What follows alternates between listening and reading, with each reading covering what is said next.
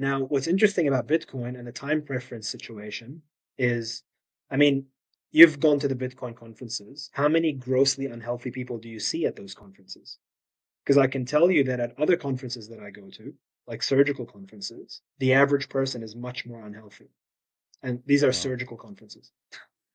So, Mm. what is it about Bitcoiners and Bitcoin, other than the fact that it tends to be a relatively younger group? But there's something about it that promotes healthy living in general. And my view, and I guess a lot of us view, is that it is the time preference thing. When you have hope for the future, when you can plan for the future, when you can save for the future, you are incentivized to perhaps have a set of behaviors that are advantageous, you know? Whereas if your money is disappearing beneath you and there's no incentive to save, you're more likely to spend the money and perhaps live for the now, perhaps eat a little bit more fatty foods, perhaps drink a bit more, perhaps gamble a bit more. And all of those unhealthy consumerist type incentivized fiat behaviors contribute to why we've seen an explosion in obesity in the Western world, in since the 70s. Because prior to the 70s, we had alcohol and we had fatty foods and we had cigarettes, but people were generally healthier in the way that they lived. And so, what changed in the 70s? And people like us think that what changed is the money became broken at one point, Mm. and that incentivized a whole bunch of bad behaviors that results in worse healthcare outcomes, including cancer. Tarik, it's funny you teed me up so well there because that's exactly where I wanted to take the conversation. It's like, okay, so this connection between sound money and sound mind and sound body, and it's this kind of um, holy grail in some ways of like preventative healthcare. And people haven't yet drawn the dots that like the money you use directly correlates to your health. And that's quite understandable because, frankly, no one asks the question, what is money?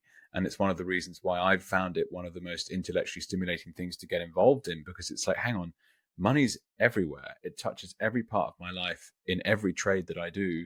And to your point, when you physically go to some of these conferences, it's fairly obvious that people are operating on a different like paradigm entirely to what's happening outside the door of that conference. It's That's really exactly quite right. wild. Yeah. And not in the same way that like I might have gone to a music festival back in the day and you walk through the front door and everyone's like, hedonistic, high on drugs and loving it. And it's like a different world. It is, but with a cost, like a week of hungover afterwards or whatever. But um, I mean, one thing I is haven't that, quite sorted out, Jake, sorry, but one thing I haven't please? sorted out is like with my sciencey hat on, is this Mm, just selection bias? Like, are those of us that are prone to certain behaviors just naturally because of personality? Are we also the same type of people that are prone towards, idolizing Bitcoin? Or is it mm. the Bitcoin sound money theory that is changing the way we think about our lives? Haven't quite sorted that out yet, but I can tell you that people do seem to Great change. question. Yeah. I mean, we've seen people, I'm sure you have, that change their lifestyle pre and post, the adoption of Bitcoin. But I'm still not sure if it's just attracting a certain kind of person. I'm not sure. I'm not sure Well, about that, to be honest. maybe that's as like as a minute test. Like when I think about my life, the closer I've got to Bitcoin, the larger it's grown as a portfolio allocation, if you want to call it that, from an investment perspective. The more optimistic I am about the future, and the more careful I am with just general resource management.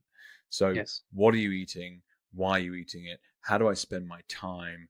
What are the relationships that I actually have in my life? What do I want to keep? What do I want to get rid of? And it's brought me time and space to work on myself, and that's brought all sorts of benefits into my life that I didn't even know could be looked into, even including getting further out on the spirituality curve and using things like Yeah. meditation and really starting to think about like fundamental questions like what is life Yeah. and what do I want. Yeah.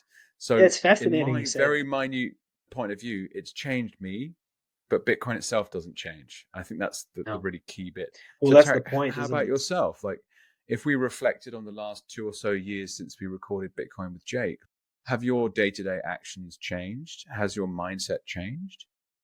Yeah, I think so. I think so. And I have noticed a change in myself as Bitcoin has become a bigger part of my life, that other parts of my life seem to be sorting themselves out a little bit better.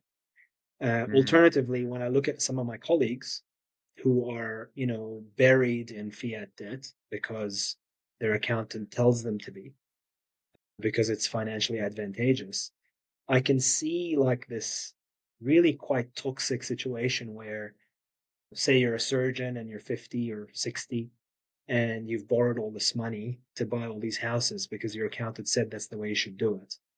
And then the interest rate goes up to 5%, and all of a sudden you're very stressed because you're in massive amounts of debt. And this is like examples all around me of this happening. And so you wow. can't focus on your job, which is to be a surgeon, not to be a property speculator. Mm, That's what you want to do.